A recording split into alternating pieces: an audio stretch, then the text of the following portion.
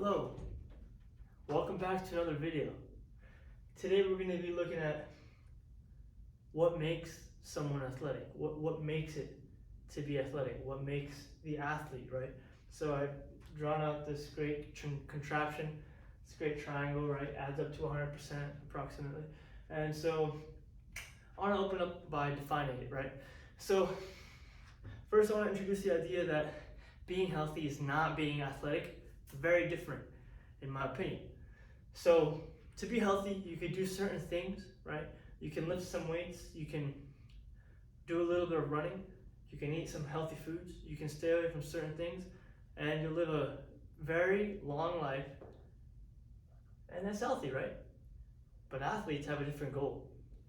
They want to compete and they want to win. And depending on the sport, that could be meaning very different things. So what if I told you that a football player's lifestyle is not always so healthy? And what if I told you that someone who lives up to the age of 105 maybe isn't the most athletic guy? You wouldn't be surprised. That's because they're different things. They are. Football players look at concussions, MMA fighters, concussions, they'll break shoulders every now and then, right? It's tough, right? It's a sport. They're here to win. You know, pro athletes, they'll take steroids. That's not very healthy, right? But they're very athletic. That's the whole goal, right? The goal was to be athletic, to win in an athletic competition, right? That was what it was all about. So here we have the main idea. Athleticism and health are different. We gotta open up with that because some of the ideas that I'm gonna introduce you to today, you're gonna say, hey, that's not very healthy. Yeah, it's not about health. It's not about health, right? So maybe that could clear some of it up. Now, to move on, what makes the athlete, right? That's the whole point of the video, right? So this can apply to almost any sport, right, with a couple of exceptions. And basically, technically, it will apply to any sport, but the percentages will change based on the sport, right? But in general, right, on average for most sports, it'll be a pretty even split. So I decided to give it an even split on the percentages. So let's open up with skill. All sports have skill to them. I don't care if you're powerlifting, I don't care if it's basketball, MMA, whatever it is, right? There's skill involved, right? Now, so I split this part of the triangle up into 3 divisions, and I actually did that for the other two. I split those into 3 divisions. So let's go back to skill, right? I started off with skill, right? And I said it's being proficient at an individual movement, such as shooting a ball or jumping, right? High jump form, right? Whatever it is, you could throw a punch, right? You have to have form to that, right? So you have to be a skilled puncher, right? You have to know how to throw the punch. That's a skill that you learn. You practice that skill. So it could be, swinging the baseball bat, right? That's a skill. Catching a football, that's a skill. Tackling somebody, that's a skill, right? Golf, very skilled sport, right? So any sport, I guarantee you, will have that aspect of it, right? Let's move on. So strategy. Strategy is different than skill. I don't care if you're the best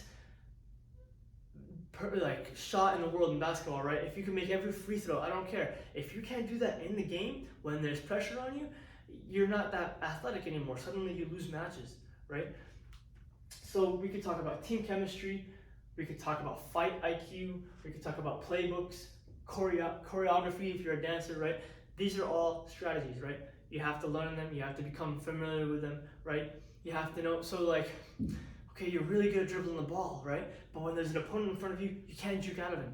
You can't break his ankles. Suddenly, you're not going to be able to get past him. It doesn't matter. So you have the skill of ball maneuver, but you don't have the strategy to get around the opponent.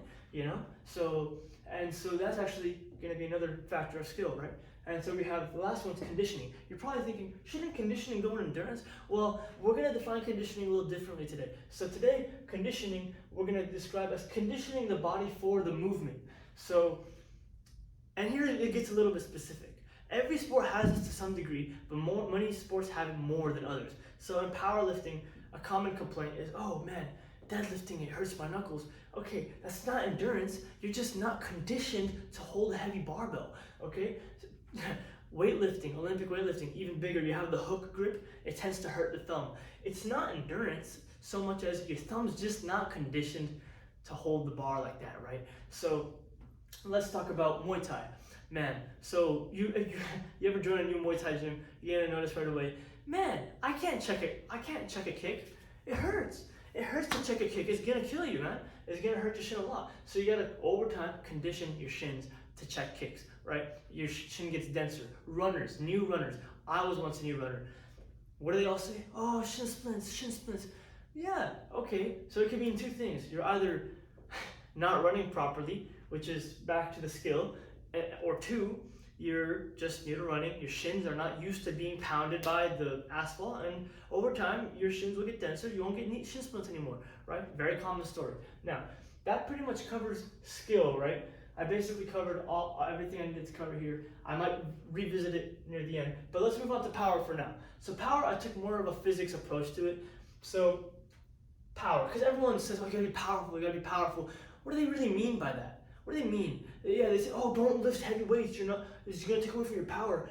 What do you mean by that, right? There's a physics equation for power, right? So why don't we refer to that to find out how to truly become powerful? So power can be, the equation for power is work over time. Now, the equation for work is force times distance, and don't forget the time. So force times distance over time. Now, force is mass times acceleration. So we go mass times acceleration times distance over time. So distance over time is velocity. So now we got mass times acceleration times velocity. Mass, acceleration, velocity. That's the final equation that we're going to work with today. So to find out how to truly become powerful, we're going to look at mass, acceleration, and velocity. Power is the product of mass, acceleration, and velocity. You maximize those values in your curriculum, I guess, and you will be an extremely powerful athlete, right? And as you can see here, in my beliefs, being powerful is extremely important to become athletic, right? So what does it mean, mass? Mass, what is mass? Well, it's how much you weigh, right? Technically, it's not how much you weigh, it's how much mass is in your body, but since we're all on Earth in the same gravity, it's the same thing, right? How much you weigh, and then I added also how much mass you can move, because that adds to the force you could produce, right? So here we're talking about just pure strength. The bigger, better, stronger guy, that's where mass comes in handy, right? So football players are great examples of this. They are massive, and they move massive things, right?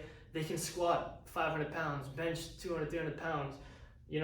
They're truly massive people, right? Some athletes, like MMA fighters, they tend to stay away from that because they have weight classes and, well, maybe they should lift some more weights, but that's a discussion for the future. Let's move on to acceleration. How explosive you are from dead stop to high effort and from direction changes. So explosivity, right? You're sprinting, so from a dead stop to a full-blown sprint, you change directions left and right. Maybe you're going from down to up, right? That's where your plyometrics come in. Plyometrics, right? You're changing directions, you're jumping, you're skipping, you're leaping back and forth as far as you can, as high as you can. You're going from dead stop to full explosive, right? How fast does it take you to get fast? How long does it take you to reach max effort? That's explosiveness, that's acceleration. So, and acceleration does not mean fast. Very different. If you look at say MMA fighter, super heavyweight, right? These guys are not very fast. You look at them, they're almost fighting in slow motion. But you know how powerful they are? You know why? Because they're massive and they have very high acceleration, right? They're going from this to this in a very short amount of time. It's not velocity, but it's the switch, and it's the turning into a max effort punch from a dead stop that makes them accelerate so quickly. So their acceleration is really high, their mass is really high, their velocity maybe top speed, they're not very fast, but hey, you know what? The other two are there, they're extremely powerful, and that's what it's all about, right? Football players, they tend to have all three of these. They're very good with this thing, right? That's why football players are highly regarded as some of the most powerful athletes out there. Now, let's move on. Velocity, like I mentioned moments ago, is just your top speed. How fast are you? How fast can you throw the punch? How fast can you, run through the court? How fast can you run on the track? Pretty literal, right? There's not much to it. Getting faster in whatever you do, where you throw the kick faster, you throw your punch faster, you sprint faster, that'll help you be more powerful, right? I don't think anyone can dispute this, right? It's based off of physics, right? And I think everyone can agree that athletes need to be powerful, right? So let's move on. Endurance. Here's where it might get a little controversial because a lot of people would say you don't need endurance. Well, I beg to differ. So most athletes need tons of endurance, and that's because, well, if you don't have it, you'll stop trying, right? We've all been there, right? I used to be in cross country, so I'm pretty good with my endurance, right? And I could say that those 4 years in high school that I spent in cross country kept me being the most endurant guy to this day because of the things I learned in cross country, right? So let's start. Muscular endurance. The muscle's ability to continue to produce submaximal forces for long periods of time without failing, right? We're talking about high rep squats, amazing example. We're talking about distance running, right? We're talking about distance swimming, distance rock climbing. You have options here. You can do whatever you'd like. We're talking about shooting the balls for hours at a time, right? You have options, you really do. You don't have to go on a run, right? Soccer players, for example, they have this habit where they'll go on a 2-mile run once a week. That's a decent option, but you could just play soccer for longer, right? They both work. The idea is just to go for a long amount of time, exhaust the muscle, teach it to absorb that lactic acid and deal with it rather than just store it and burn your muscle until it fails, right? And so with muscular endurance, having a high muscular endurance really means that your body's not going to fail on you. That's all it really means. Your body's not going to fail on you.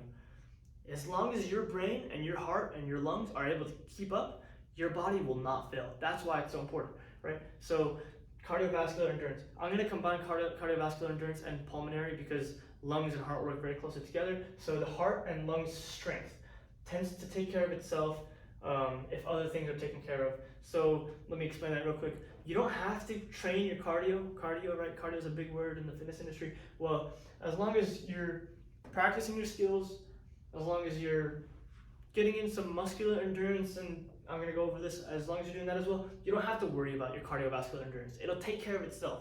Now, if for some reason you seem to have a lacking cardiovascular endurance, your heart is weak, you get tired really quick, your heart beats so fast, if you're an external, if that's an outlier for you, then maybe you could do some HIIT training, list training, or daily steps is also a great option. So HIIT is high intensity interval training.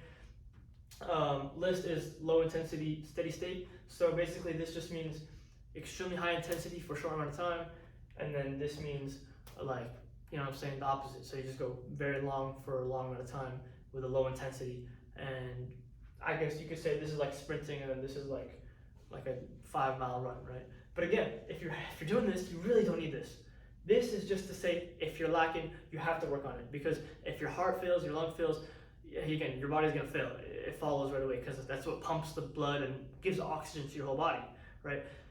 You can obviously.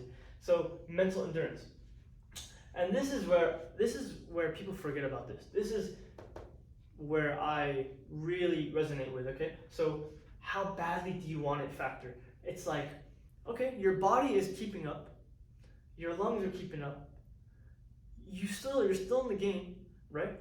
But it sucks. It sucks. It's hard being in the middle of a competition and maybe you're losing a little bit. You're halfway through. You have the other half coming up. You start to give up mentally, and that's when you start to lose. So mental endurance is super important in my opinion, right? How much pain and fear are you able to tolerate and endure, right? So you don't know what's gonna happen. It could be pretty extensive coming up, right? You could be going up against a hard team. You could be getting really beat up in an MMA match, right? But your marbles are still there. Your body's not giving up on you. You still have strength, but you're getting in that giving up mentality. So in my opinion, it's super important to train for mental endurance. It makes you tougher athlete overall. Super important. So it's like that mentality, like who's better, him or me, right? Who's better, my opponent or me, right? Who wants it more, right? That's the whole idea. How do you train it? Well, here's where it gets really controversial. In my opinion, the best way to train it is by doing hard shit. So, okay, for example, you could get specific or general with it. It doesn't matter. It's all the same. So let's say I'm an MMA fighter and I'm training for this fight against someone who's 50-0 and I'm scared as shit. So, how can I train? Well, I could train by sparring someone who's 30 pounds heavier than me and also very skilled. And so now that I'm doing something difficult, now when I'm fighting against someone who's my weight and he's just better than me, I can think to myself, okay, well, he doesn't scare me. I've already fought someone better than him. I've already fought someone harder than him. I know what it feels like to be crushed by someone heavier than me. So when someone who's better than me, but my weight is on me, I'm not gonna be scared of them, right? You can think of soccer, right? Okay, man, so the team's really good. They've won every match this season. What are we gonna do? Okay, go run uphill for miles in the heat. They're not doing that. They're not gonna do that. So you're just better than them for doing that. You're badder than them. You're not better, you're badder. You're scarier. You're tougher, right? Whatever they throw at you, you can handle because you've done harder shit.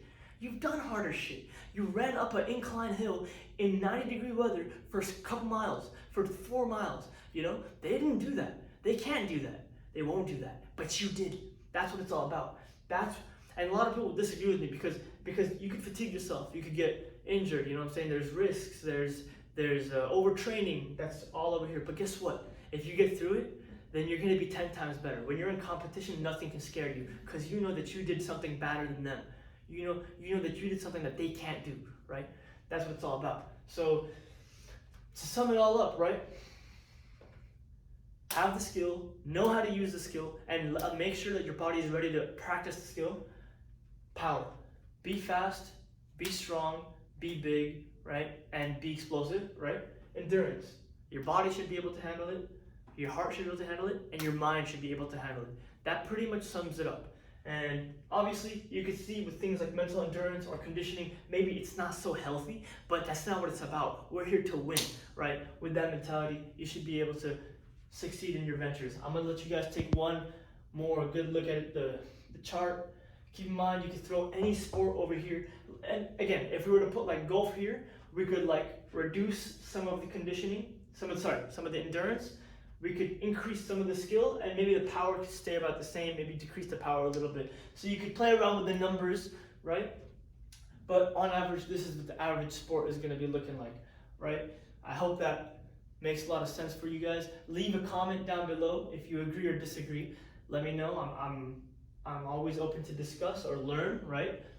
And if something doesn't make sense, please leave a comment. I will gladly explain it. Thank you so much for watching. This has been Athletic Lifting, out.